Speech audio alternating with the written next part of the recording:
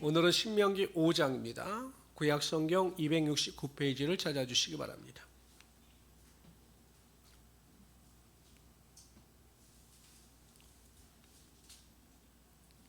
구약성경 269페이지 신명기 5장입니다.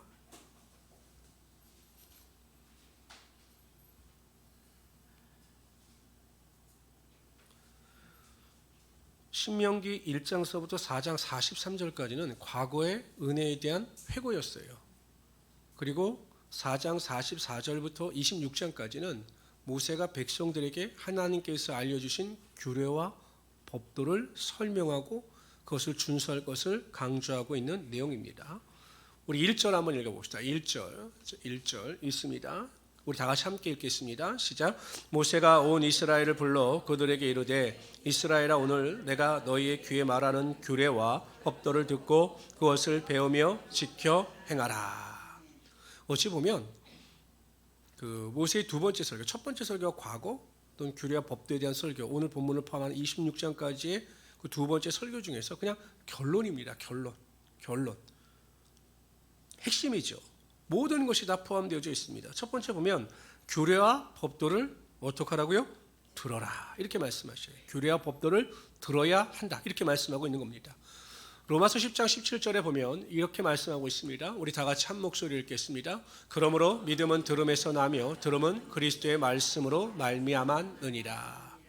우리가 하나님의 말씀을 매일 들으면 그 말씀이 우리의 영혼 가운데 역사하심으로 우리의 믿음이 성장하고 그 믿음을 통해서 하나님께 영광을 돌릴 수 있게 된다는 것입니다. 우리가 설교 말씀을 들으면 마음에 감동이 있고 은혜가 있지 않습니까? 그건 하나님께서 역사하시는 것입니다. 그리고 그 말씀대로 하나님의 은혜가 임할 때 또 우리의 삶의 변화가 나타나게 되어 있다는 거죠. 우이독경이란 말이 있어요. 우이독경. 우리는 그 설명을 불경으로 하지 말고 성경으로 하면 될 것 같아요. 우이독경. 세계의 경읽기라는 겁니다. 소한테 여러분 아무리 성경 말씀을 가르쳐도 소가 반응할까요? 회개하라 그러면 막 소가 눈물 흘리면서 회개할까요? 소는 그런 게 없는 거죠. 근데 성도들은 절대 이 소와 같이 우의독경의 삶을 살아가면 안 된다는 것입니다. 매일 하나님의 말씀을 들으면 그 하나님의 말씀의 은혜 가운데 삶이 변화되고 하나님의 은혜가 삶 가운데 충만히 임할 수 있어야 한다는 것이죠. 그래서 여러분 항상 하나님의 말씀을 듣는 것을 즐거워할 수 있는 우리 성도들이 되시기를 주님의 이름으로 축원합니다. 두 번째, 오늘 본문에 보면 그것을 배우며 이렇게 설명합니다. 하나님의 말씀을 배워야 하는 겁니다. 듣는 것에 만족하지 말고 하나님의 말씀을 배우고 배워서 그 말씀이 내 안에서 역사할 수 있어야 한다는 것입니다. 제대로 배워야 되죠. 여러분 이단들이 성경 공부에 얼마나 열심을 냅니까? 근데 그들은 제대로 배우지 못하기 때문에 잘못된 길을 걸어가고 마는 것입니다. 성경 강해를 통해서 또한 여러 가지 성경 공부를 통해서 우리는 배우는 일에 거하고 확신해야 합니다. 그럴 때 그 배움의 열매가 우리의 삶에 반드시 나타나게 된다는 것이죠. 그러니까 성경 공부나 이런 강해를 좀 집중해서 들어보고 자꾸 성경에 대해서 관심을 가지고 알려고 해야 우리가 잘못된 길로 빠져나가지 않게 된다는 것입니다. 세 번째, 오늘 보면 지켜 행하라. 듣고 배우고 마지막은 뭡니까? 지켜 행하라는 거예요. 여러분 아무리 지식적으로 알아봤자 소용이 없어요.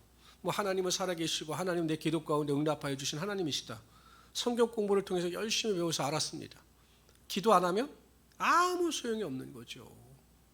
내가 배운 그것을 내 삶에 적용하면 하나님께서 그 행할 때 능력이 나타나게 하여 주시고 하나님의 권능을 체험케 하여 주시는 것입니다.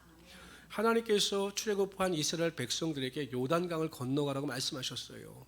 제사장들이 언약궤를 메고 먼저 건너라. 그럼 그 강이 멈춰질 것이다. 위에서 내려오는 것은 멈춰지고 그 물은 밑으로 내려갈 것이다. 그런데 언제 그 요단강의 강물이 멈춰졌느냐? 대제사장들이 발이 그 강물에 닿았을 때, 행함으로 나타내 보였을 때 하나님의 기적의 역사가 나타나게 되었던 거죠. 결국 우리의 믿음의 결단이 하나님의 능력을 체험케 하는 것입니다. 그래서 요한계시록 1장 3절에 보면 이 예언의 말씀을 읽는 자와 듣는 자와 그것을 지키는 자가 복이 있다. 이렇게 말씀하고 있습니다. 우리 모든 성도님들은 하나님의 말씀에 관심을 가지고 듣고 배우고 지켜 행함으로 하나님께서 약속하신 하나님의 능력을 체험할 수 있는 우리 성도들이 되시기를 주님의 이름으로 축원합니다. 우리 2절부터 6절까지 한 목소리 읽겠습니다. 근데 제가 가다가 어느 단어에 동그라미 치세요. 그럼 그 단어에 동그라미 치세요. 2절부터 읽읍시다. 우리 하나님 여호와께서 호렙산에서 우리와 언약을 세우셨나니 이 언약은 여호와께서 우리 조상들과 세우신 것이 아니요 오늘 여기 살아있는 곳 우리와 세우신 것이다. 그만이요. 오늘의 동그라미 치세요. 오늘 성경 본인 성경에 꼭 동그라미 치세요. 동그라미 치셨죠? 4절 읽겠습니다. 4절부터 6절. 여호와께서 산이 불 가운데서 너희와 대면하여 말씀하시매 그때 너희가 불을 두려워하여 산에 오르지 못하므로 내가 여호와와 너희 중간에 서서 여호와의 말씀을 너희에게 전하였노라. 여호와께서 이르시되 나는 너를 애굽 땅 종 되었던 집에서 인도하여 낸 내 하나님 여호와라. 여기서 핵심은 오늘이에요. 오늘. 하나님의 말씀은 40년 전에 주어졌어요. 출애굽 2년에 시내산에서 주어졌죠. 그런데 사도 이 모세는 그 말씀이 과거의 말씀이 아니라 오늘 너에게 말씀하시는 하나님의 말씀이다라고 강조하고 있는 것입니다. 여러분, 창세기 성경 중에서 가장 먼저 기록된 창세기가 기록 연대를 대략 주전 1500년대로 봐요. 1500년. 그러니까 지금으로부터 한 3500년 전에 창세기가 기록된 것이지 않습니까? 그럼 그렇게 오래전에 기록된 성경이기 때문에 현대 사회와는 전혀 맞지 않는다. 그러므로 우리는 성경의 말씀을 믿을 수 없다. 이렇게 말할 수 없는 거거든요. 우리는 주전 1500년 전에 3500년 전에 기록된 창세기지만 여전히 오늘날 이 자리에서 아브라함을 만나고 아브라함을 통해서 은혜를 받고 우리의 믿음의 결단을 내릴 수 있게 된다는 것입니다. 항상 성경은 오늘 나에게 적용하여 그 적용대로 실천할 때 말씀대로 되는 역사가 반드시 나타나게 되는 것입니다. 그런데 하나님의 말씀이 과거에 기록되어져 있다 할지라도 왜 오늘 우리에게 주시는 말씀인가? 하나님께서 하나님이 되시기 때문에 그 하나님이 성경 말씀의 저자, 기록자가 되시기 때문에 그런 겁니다. 오늘 본문에도 그것을 강조합니다. 6절 봅시다. 6절 있습니다. 시작. 나는 너를 애굽 땅 종되었던 집에서 인도하여 낸 내 하나님 여호와라.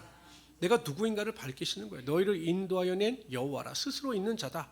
그렇기 때문에 내 말을 오늘날 너에게 명령하는 말씀으로 받아들여야 한다. 이렇게 강조하고 있는 것이죠. 하나님은 어제도 살아계셨고 오늘도 살아계시며 우리의 먼 미래도 살아계신 하나님이 되시는 것입니다. 그렇기 때문에 하나님의 말씀은 영원히 변하지 않게 된다는 것이죠. 꽃은 시들고 모든 것은 떨어지나 하나님의 말씀은 영원하다. 이렇게 말씀하셨기 때문에 우리가 항상 하나님의 말씀을 오늘날 우리에게 적용하고 실천하여 하나님의 능력을 맛보며 살아갈 수 있어야 할 것입니다. 이러한 귀한 성도들이 되시기를 주님의 이름으로 축원합니다. 7절부터 21절까지는 십계명에 대한 설명이에요. 십계명. 우리 또 다 같이 한 목소리 읽읍시다. 7절부터 있습니다. 나 외에는 다른 신들을 내게 두지 말지니라. 너는 자기를 위하여 새긴 우상을 만들지 말고 위로 하늘에 있는 것이나 아래로 땅에 있는 것이나 땅 및 물속에 있는 것에 어떤 형상도 만들지 말며 그것들에게 절하지 말며 그것들을 섬기지 말라. 나 내 여호와는 질투하는 하나님인즉 나를 미워하는 자의 죄를 갚되 아버지로부터 아들에게로 3, 4대까지 이르게 하거니와 나를 사랑하고 내 계명을 지키는 자에게는 1000대까지 은혜를 베푸느니라. 너는 내 하나님 여호와의 이름을 망령되이 일컫지 말라. 나 여호와는 내 이름을 망령되이 일컫는 자를 죄 없는 줄로 인정하지 아니하리라. 내 하나님 여호와가 내게 명령한 대로 안식일을 지켜 거룩하게 하라. 엿새 동안은 힘써 내 모든 일을 행할 것이나 일곱째 날은 내 하나님 여호와의 안식일인즉 너나 내 아들이나 내 딸이나 내 남종이나 내 여종이나 내 소나 내 낙이나 내 모든 가축이나 내 문화 내 유하는 객이라 또 아무 일도 하지 못하게 하고 내 남종이나 내 여종에게 너같이 안식하게 할지니라. 너는 기억하라. 내가 애굽 땅에서 종이 되었더니 내 하나님 여호와의 강한 손과 편팔로 거기서 너희를 인도하여 내었나니 그러므로 내 하나님 여호와가 내게 명령하여 안식일을 지키라 하느니라. 너는 내 하나님 여호와께서 명령한 대로 내 부모를 공경하라. 그리하면 내 하나님 여호와가 내게 준 땅에서 내 생명이 길고 복을 누리리라. 살인하지 말지니라. 간음하지 말지니라. 도둑질하지 말지니라. 내 이웃에 대하여 거짓 증거하지 말지니라. 내 이웃의 아내를 탐내지 말지니라. 내 이웃의 집이나 그의 밭이나 그의 남종이나 그의 여종이나 그의 소나 그의 낙이나 내 이웃의 모든 소유를 탐내지 말지니라.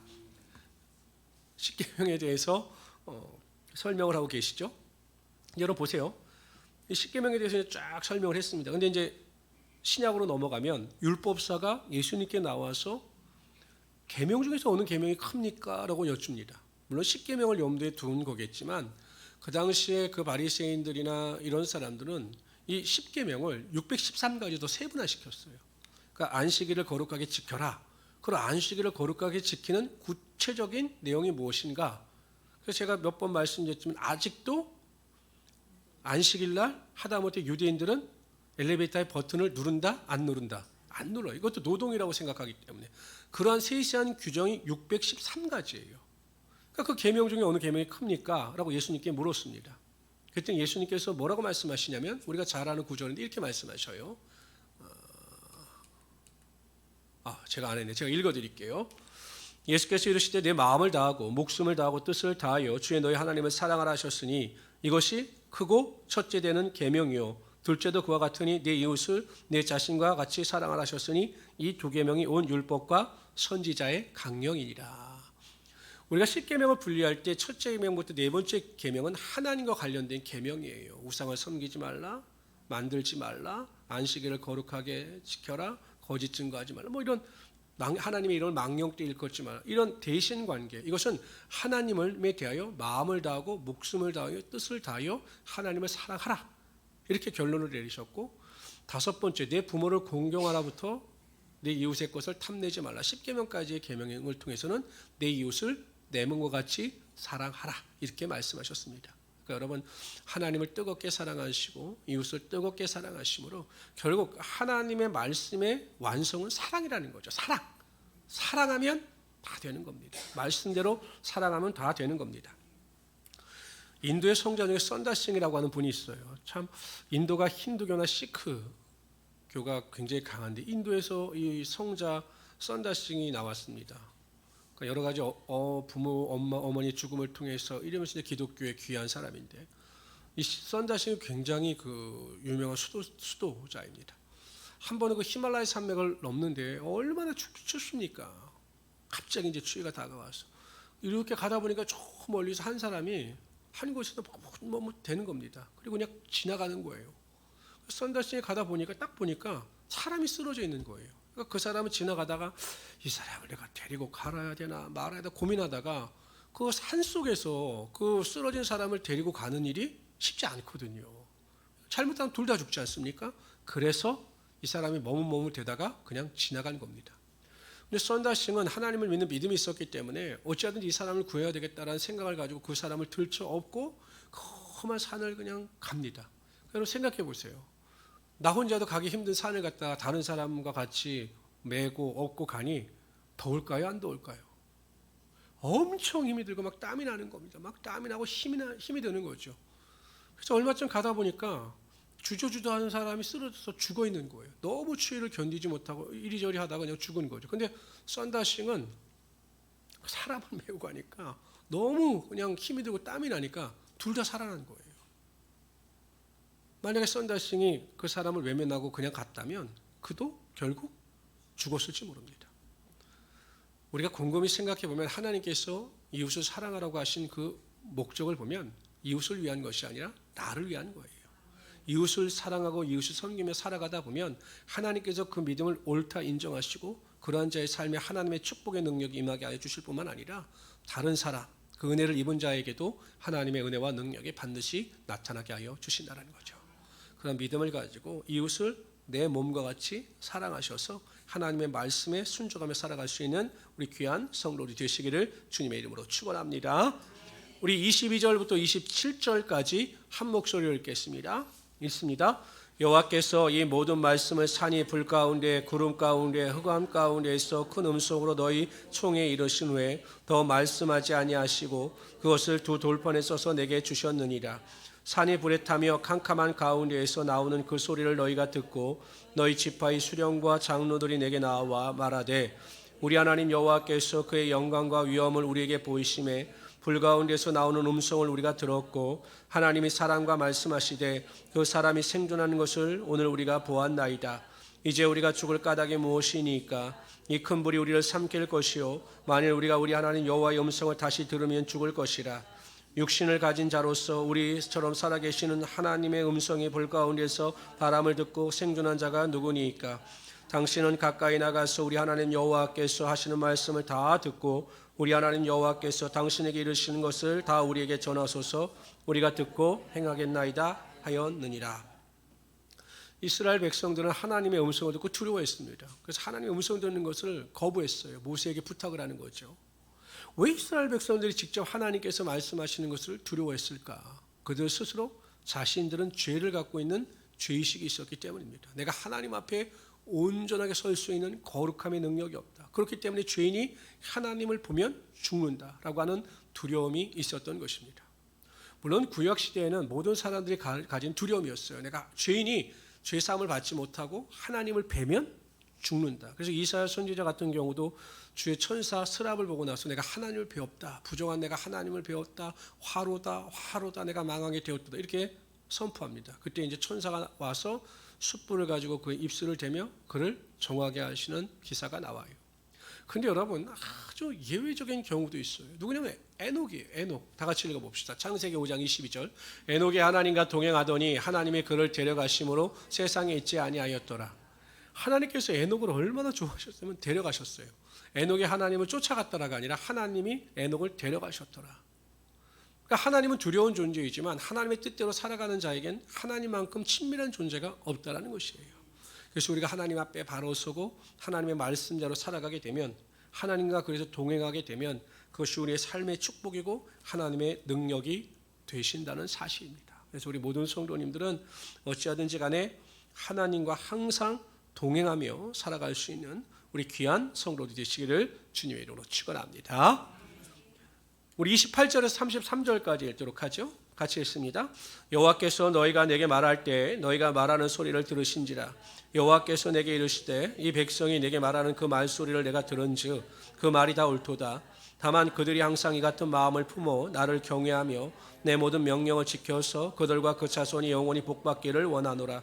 가서 그들에게 각기 장막으로 돌아가라. 이르고 너는 여기 내 곁에 서 있으라. 내가 모든 명령과 규례와 법도를 내게 이르니 너는 그것을 그들에게 가르쳐서 내가 그들에게 기업으로 주는 땅에서 그들에게 이것을 행하게 하라 하셨나니 그런즉 너희 하나님 여호와께서 너희에게 명령하신 대로 너희는 삼가 행하여 좌로나 우로나 치우치지 말고 너희 하나님 여호와께서 너희에게 명령하신 그 모든 도를 행하라. 그리하면 너희가 살 것이요 복이 너희에게 임할 있을 것이며 어찌 보면 모세를 통해서 하나님께서 주신 말씀의 핵심은 33절이에요. 그런데 이 33절은 신명기 내내 강조되고 있는 말씀이고 거듭되어지고 있는 말씀입니다. 다 같이 한번 읽어봅시다. 33절. 너희 하나님 여호와께서 너희에게 명령하신 모든 도를 행하라. 그러면 너희가 살 것이요 복이 너희에게 있을 것이며 너희가 차지한 땅에서 하나님 말씀에 순종하면 하나님께서 복을 주신다는 거예요. 그러니까 여러분 믿음의 법칙은 간단합니다. 여러분 구구단 외우는 게 어렵습니까? 초등학교 2학년 때 구구단을 외우지 않습니까? 99, 81, 98, 71 어렵지 않아요. 믿음도 어렵지 않아요. 간단합니다. 하나님의 말씀에 순종하면 되는 거예요. 하나님께서 약속하신 것을 믿음으로 받아들이고 의심하지 아니하고 하라 한 것은 하고 하지 말라 한 것은 하지 아니하면 하나님께서 여러분의 삶에 축복하시고 그 축복이 창구하게 될 것이다. 성경은 천대까지 복이 임하게 될 것이다 라고 약속하여 주셨습니다. 그래서 무슨 일이든지 내 생각과 판단을 내려놓으시고 하나님의 말씀에 절대 순종하며 살아갈 수 있는 하나님의 귀한 성도들이 되시기를 주님의 이름으로 축원합니다. 그 당시 이스라엘 백성들에게는 중재자 모세가 필요했어요. 그러나 우리에겐 더 이상 모세가 필요치 않습니다. 중보자가 필요치 않아요. 오직 중보자는 예수 그리스도 한 분이십니다. 근데 예수 그리스도께서 우리의 죄를 담당하셔 십자가에 달려 몸 찢겨 피 흘려 돌아가실 때 성소와 지성소자 사이에 있는 그 휘장이 찢어졌습니다. 그래서 누구든지 담대함을 가지고 하나님 앞에 나아갈 수 있는 길이 열린 것이죠. 그러므로 여러분, 우리가 어디에 있든지 간에 무엇을 하든지 간에 시간과 공간의 제약을 받지 아니하고 우리가 하나님을 찾기만 하면, 하나님을 위하여 부르짖기만 하면 하나님께서 우리와 함께하여 주셔서 우리의 모든 소원과 간구 가운데 응답하여 주시고 우리의 모든 문제를 다 해결하여 주시는 것입니다. 얼마나 감사합니까? 새벽 3시가 됐는데 누구에게 도움 요청하기는 좀 쉽지 않잖아. 119 빼고는요. 내가 우리 뭐 어쩌고 하는데 이거 어떡하지? 너무 늦었는데. 그러나 하나님은 그 시간의 제약을 받지 않으셔요. 우리가 어디 있든지 간에 그냥 하나님을 찾기만 하면 하나님께서는 우리에게 찾아오셔서 우리의 기도를 들어주시고 우리의 간구 가운데 능력이 나타나게 하여 주시는 것입니다. 이게 얼마나 큰 특권입니까? 그렇잖아요. 얼마나 큰 특권이에요. 그 특권을 잘 누리며 살아갈 수 있는 우리 성도들이 되시기를 주님으로 축원합니다. 우리 6장 봅시다. 6장 1절에서 3절까지 어떤 내용이냐면 왜 하나님께서 규례와 명령을 주셨는가예요. 규례와 명령. 왜 굳이 하나님께서 그 율법과 계명을 주셨는가, 그 의미입니다. 우리 1절부터 3절까지 합독합시다. 이는 곧 너희 하나님 여호와께서 너희에게 가르치라고 명령하신 명령과 규례와 법도라. 너희가 건너가서 차지할 땅에서 행할 것이니 곧 너와 내 아들과 내 손자들이 평생에 내 하나님 여호와를 경외하며 내가 너에게 명한 그 모든 규례와 명령을 지키게 하기 위한 것이며 또 내 나를 찬구하게 하기 위한 것이라. 이스라엘아 듣고 삼가 그것을 행하라. 그리하면 내가 복을 받고 내 조상들의 하나님 여호와께서 내게 허락하신 같이 젖과 꿀이 흐르는 땅에서 내가 크게 번성하리라. 하나님께서 왜 규례와 법도를 주셨느냐라는 것입니다. 우리에게 올무를 주시기 위하여, 우리를 힘들게 하시기 위하여, 그게 아니라는 거예요.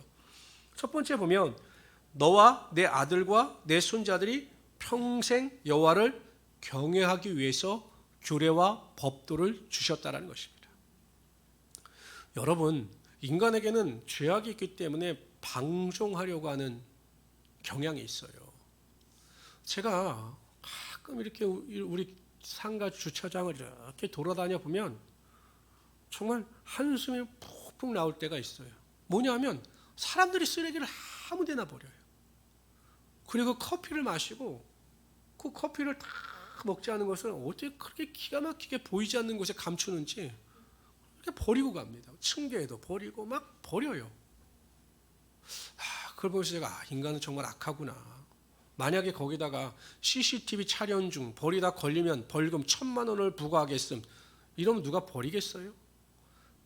어찌하든지 인간이 살고 있는 이 사회가 어느 정도 질서가 유지될 수 있는 이유는 법이 있기 때문에 그래요. 법.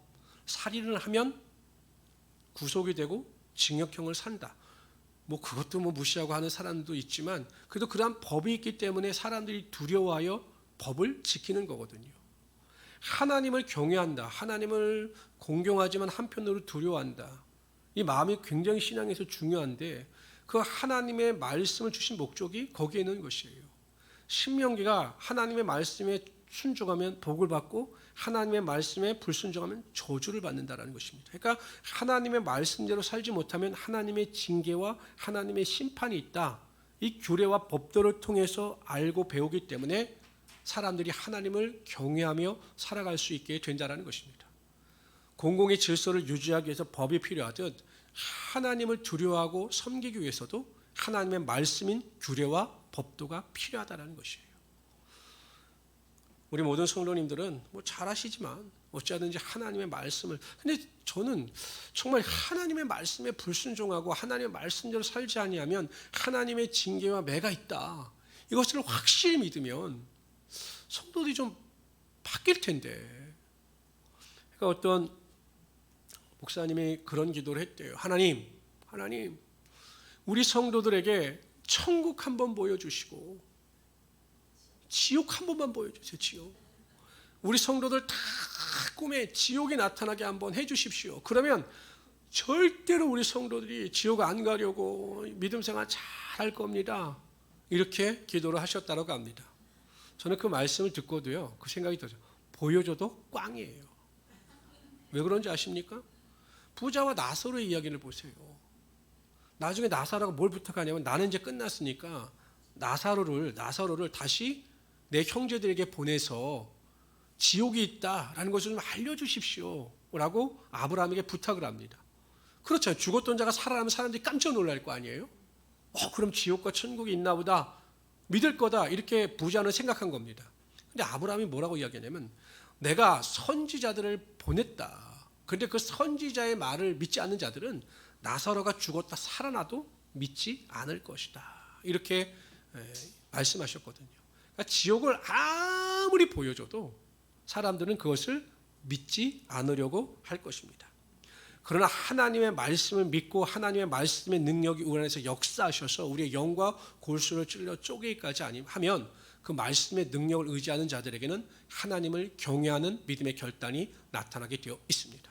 그러니까 여러분 항상 기도할 때마다 하나님의 말씀이 믿어지게 하여 주시고 하나님의 말씀대로 살고자 하는 나의 삶의 결단이 있게 하여 주십시오 라고 기도하시는 우리 성도들 되시기를 주님의 이름으로 축원합니다. 또 강조하셔 축복을 주시기 위함이라는 거예요. 나는 이 정도 되면 하나님도 대단하셔. 이제 그만하셔도 될 것 같은데 그냥 얼마나 이스라엘 민족이 말을 안 들으면 내가 복을 주시기 위해서 이 말씀을 준다. 이 말씀을 계속 하시는지 모르겠어요. 어른 말을 잘 들으면 자다가도 떡이 생깁니다. 하나님의 말씀을 잘 들으면 떡 정도가 아니죠. 하나님의 놀라운 축복의 능력이 임하게 되는데 장구할 가나안 땅에서 어떤 축복을 주시겠다고 말씀하셨냐면 장구할 것이다. 내 민족이 멸절되지 아니하고 장구하게 될 것이다 라고 약속하셨어요. 여러분 인류 역사를 보십시오.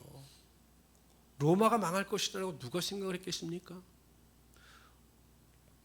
모든 땅을 정복하고 정복할 땅이 없어서 눈물 흘렸던 알렉산더 대왕, 그 헬라가 망할 것이라고 누가 생각을 했겠습니까? 근데 이 나라, 이 민족, 이 세계의 역사 가운데 아무리 강한 민족이라 다 역사의 뒤안길로 사라졌습니다. 근데 여러분 이스라엘 백성들을 보십시오. 2000년 동안 나라 없는 민족으로 살았습니다. 땅이 없는 민족으로 살았어요. 그 정도 살았더라면 완전히 국가가 사라지는 것이 당연한데 1948년도에 다시 그 가나안 땅에 들어와서 이스라엘 민족이 정착하고 세계 최고의 국가가 됩니다. 이걸 어떻게 설명할 수 있겠어요? 우리나라는 여러분 일제 몇 년입니까? 36년. 36년 핍박받았다고 막 이러는데 여러분 2000년 동안 나라 없는 시 살던 그 서러움 가운데서도 하나님이 함께 하셨기 때문에 그 민족이 그렇게 될 수밖에 없다라고 우리 설명할 수밖에 없는 거예요. 아니 2000년 동안 민족 의식도 사라지지 않아요. 그것을 가능하게 했던 것이 뭐냐면 하나님의 말씀 율법이었던 거예요. 그러니까 여러분 항상 하나님의 말씀을 순종하셔서 장구한 복을 누리시는 우리 성도들 되시기를 주님의 이름으로 축원합니다. 우리 권사님들에게 장구한 복은 어떤 복일까요? 아니 장구한 복은 120살까지만 사시는 거예요. 120살까지 건강하게 120살까지만 사시면 장구한 복이에요. 우리 4절 5절 다 같이 읽읍시다. 4절 5절 읽습니다. 이스라엘에 들으라. 우리 하나님 여호와는 오직 유일한 여호와이시니 너는 마음을 다하고 뜻을 다하고 힘을 다하여. 그러니까 결국 하나님의 말씀에 순종하기 위해서 필요한 것이 무엇인가를 또 한번 강조하시는 거예요. 하나님을 사랑하게 되면 마음을 다하고 목숨을 다하고 뜻을 다해 하나님을 사랑하게 되면 하나님의 말씀에 절대적으로 순종하게 된다라고 말씀하고 있는 거죠. 요한일서 5장 3절에 보면 이런 말씀이 있습니다. 하나님을 사랑하는 것은 이것이니 우리가 그의 계명들을 지키는 것이라. 그의 계명들은 무거운 것이 아니로다. 여러분 사랑하는 사람의 말은 항상 꿀송이처럼 들려요. 그렇죠? 근데 사랑하지 않는 사람의 말은 잔소리로 들려요. 그러니까 남편들이 꿀송이로 듣느냐 잔소리로 듣느냐를 잘 판단하시면 될 겁니다. 이야기를 들으면 눈을 똑바로 뜨고 잘 들으면 그 말을 꿀송이처럼 듣는 것이고 눈을 밑으로 깔고 신경 쓰지 않으면 그 말을 잔소리로 듣는 거예요. 그런데 하나님을 크게 사랑하면 하나님의 말씀이 꿀송이처럼 타는 역사가 우리의 삶 가운데 나타나게 되어 있는 것입니다. 6절부터 9절까지 읽도록 하죠. 6절 9절 다 같이 읽습니다. 시작. 오늘 내가 내게 명하는 이 말씀을 너는 마음에 새기고 내 자녀에게 부지런히 가르치며 집에 앉았을 때든지 길을 갈 때든지 누워 있을 때든지 일어날 때든지 이 말씀을 강론할 것이며 너는 또 그것을 내 손목에 메어 기호를 삼으며 내 미간에 붙여 표로 삼고 또 내 집 문설주와 바깥문에 기록할지니라. 그러니까 하나님의 말씀에 어떻게 순종할 것인가에 대해서 이제 방법론적을 이야기합니다. 첫 번째로 하나님의 말씀을 마음에 새기라. 이것은 하나님의 말씀을 명심하라는 것입니다. 그러니까 매일 하나님의 말씀을 묵상하고 묵상해서 하나님의 말씀이 내 생각과 내 마음을 주장할 수 있게끔 하라는 것입니다. 최소한 이 정도까지는 가야 합니다. 성도들은 항상 말씀에 사로잡혀 있어야 한다는 거죠. 두 번째, 자녀에게 부지런히 가르치라고 하였습니다. 어떻게 가르치는가? 집에 앉았을 때든지 길을 갈 때든지 누워 있을 때든지 일어날 때든지 항상 이 말씀을 강론하라.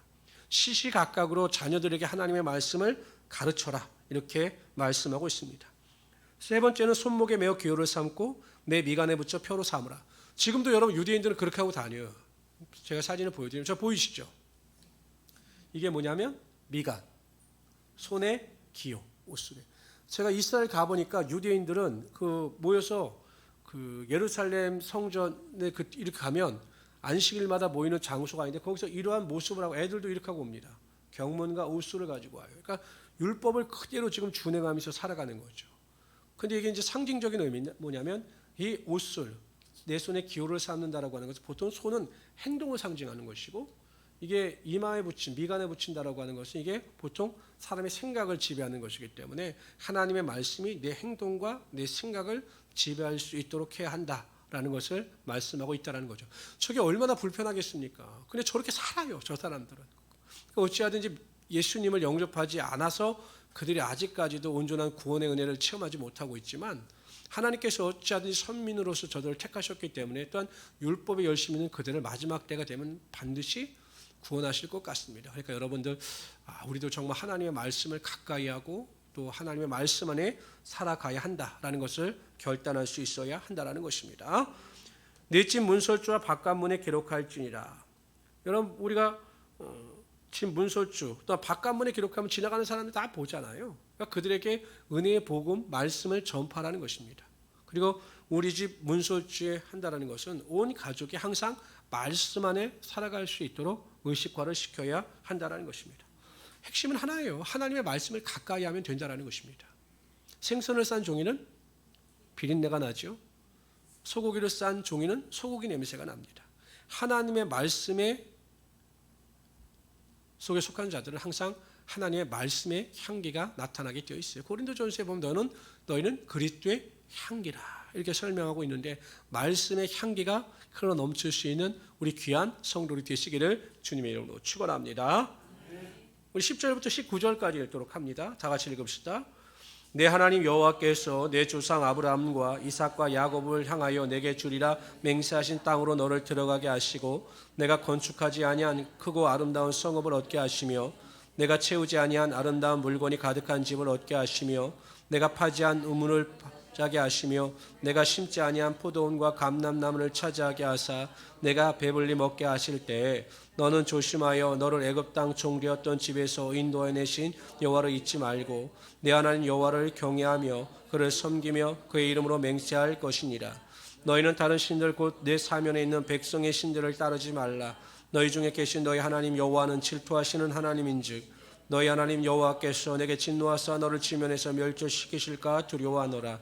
너희가 마사에서 시험한 것 같이 너희 하나님 여호와를 시험하지 말고 너희 하나님 여호와께서 너에게 명령하신 명령과 증거와 규례를 삼가 지키며 여호와께서 보시기에 정직하고 선량한 일을 행하라.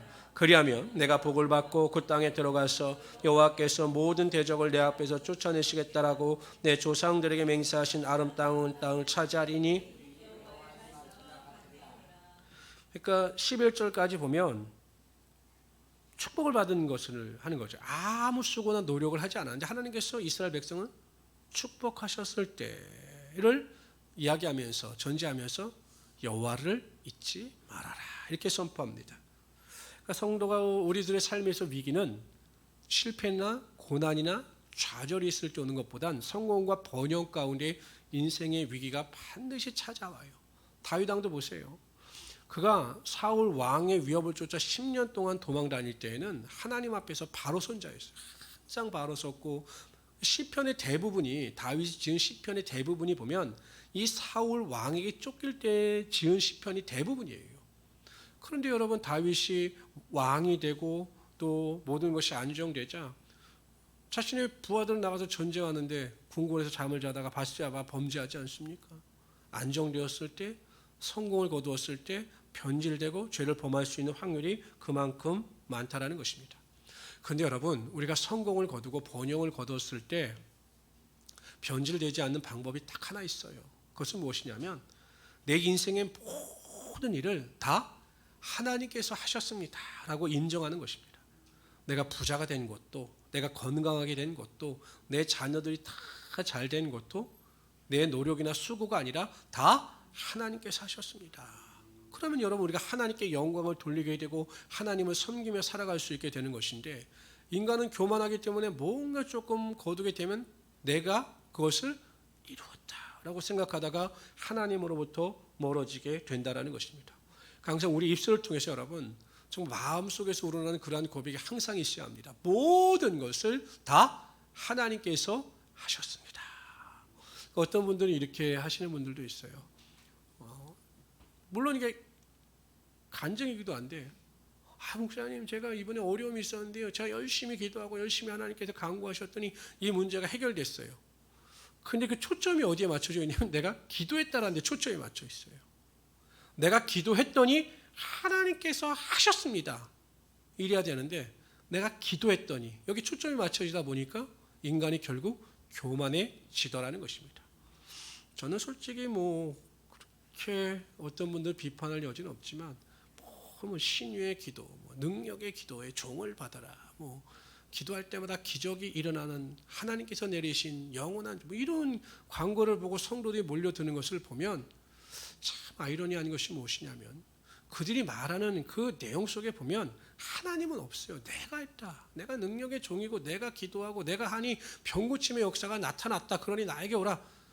이런 의도가 많은데 그런 분들이 대부분 보면 잘못된 신학을 가지고 성도들을 미혹하는 경우가 많다라는 것입니다. 그러니까 성숙한 성도인지 성숙하지 않은 성도인지를 어떻게 분별할 수 있느냐? 성숙하지 않은 성도들은 내가 많아요. 내가 했더니 내가 많아요. 근데 성숙한 성도는 항상 모든 것을 다 하나님이 하셨습니다 라고 고백하게 되어 있는 것입니다. 그런 믿음을 가지고 항상 겸손하게 승리하며 살아가시는 우리 성도들이 되시기를 주님으로 축원합니다. 우리 20절부터 25절까지 있습니다. 다 같이 읽읍시다. 시작. 후일에 내 아들이 내게 묻기를 우리 하나님 여호와께서 명령하신 증거와 규례와 법도가 무슨 뜻이냐 하거든. 이는 내 아들에게 이르기를 우리가 옛적에 애굽에서 바로의 종이 되었더니 여호와께서 권능의 손으로 우리를 애굽에서 인도하여 내셨나니 곧 여호와께서 우리의 목전에서 크고 두려운 이적과 기사를 애국과 바로와 그의 온 집에 베푸시고 우리 조상들에게 맹세하신 땅을 우리에게 주어 들어가게 하시려고 우리를 거기서 인도하여 내시고 여호와께서 우리에게 이 모든 규례를 지키라 명령하셨으니 이는 우리가 우리 하나님 여호와를 경외하며 항상 복을 누리게 하기 위함이시며 또 여호와께서 우리를 오늘과 같이 살게 하려 하심이라. 우리가 그 명령대로 이 모든 명령을 지키면 그것이 곧 우리의 의로움이니라 할지니라. 나중에 자손들이 왜 우리가 명령과 규례를 지켜야 합니까? 이 명령과 규례의 의미는 무엇입니까? 이 하나님이 주신 명령과 규례에 대하여 질문할 때 어떻게 대답할 것인가에 대하여 말씀하고 있습니다. 그런데 오늘 본문에 보면 단지 그 규례와 법도의 내용에만 한정되어 있지 않고 하나님께서는 왜 규례와 법도를 주셨는가에 대한 그 배경을 설명합니다. 그리고 하나님께서 그들에게 어떠한 은혜를 베푸시고 그들을 구속하셨는가에 대해서 설명을 하고 있습니다. 그러니까 여러분 하나님께서 택하셨고 하나님께서 구원하여 주셨기 때문에 그들에게 규례와 법도를 주신 것이지 만약에 그들과 하나님이 전혀 상관이 없었다면 하나님께서 이스라엘 백성들에게 규례와 법도를 주실 일이 없다. 이게 무엇이냐? 하나님께서 우리를 택정하시고 선택해 주셨기 때문에 우리에게 율법을 주신 것이다. 그래서 이스라엘 백성들이 그래서 여러분 선민 사상이 강한 거예요. 세계 어느 민족에게 하나님의 율법을 받은 민족이 있느냐? 이게 아직도 그들이 가지는 프라이드입니다. 참 어리석을지 모르지만 또한 대단한 프로이기도 하죠. 그러면서 그 규례와 법대에 순종했을 때 어떠한 축복이 임하는가에 대해서 설명을 하고 있어요. 그러니까 이 신명기에 보면 너만 잘 믿어서 되는 것이 아니라 내 자손들에게도 하나님의 말씀을 온전히 가르쳐서 그들이 하나님의 말씀 안에 거할 수 있도록 가르쳐야 한다라고 말씀하고 있는 것입니다. 항상 우리가 말씀에서 가정을 바로 세워 나가야 합니다. 내가 하나님 말씀에 바로 서고 다른 자들에게 하나님의 말씀을 온전히 가르쳐서 하나님이 인정하시는 명품 가정이 될 수 있어야 한다는 것이죠. 근데 여러분 꼭 기억하십시오. 부모와의 눈물 어린 기도는 반드시 하나님께서 들어주시고 그 눈물의 기도를 통해서 가정을 세워주시고 복음의 능력이 반드시 나타나게 하여 주시는 것입니다. 그래서 그러한 믿음을 가지고 우리 가정을 위해서 항상 깨어서 믿음으로 살아갈 수 있도록 기도하시는 우리 성도들이 되시기를 주님으로 축원합니다. 기도합시다. 좋으신 하나님, 정말로 감사합니다. 우리가 신명기 말씀을 대할 때마다 하나님께 감사하는 것은 하나님께서 우리를 축복하시고 우리의 삶에 복을 주시기 위하여 하나님의 말씀을 주셨다라고 거듭거듭 강조하고 계십니다.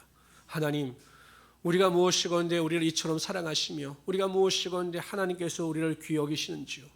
하나님, 우리 모든 성도들이 모든 일에 깨어있게 하여 주시고 믿음으로 기도하며 나갈 때마다 하나님을 섬기며 사랑하며 나갈 때마다 하나님의 더 큰 축복과 은혜와 능력을 맛보는 자들이 되게 하여 주시옵소서.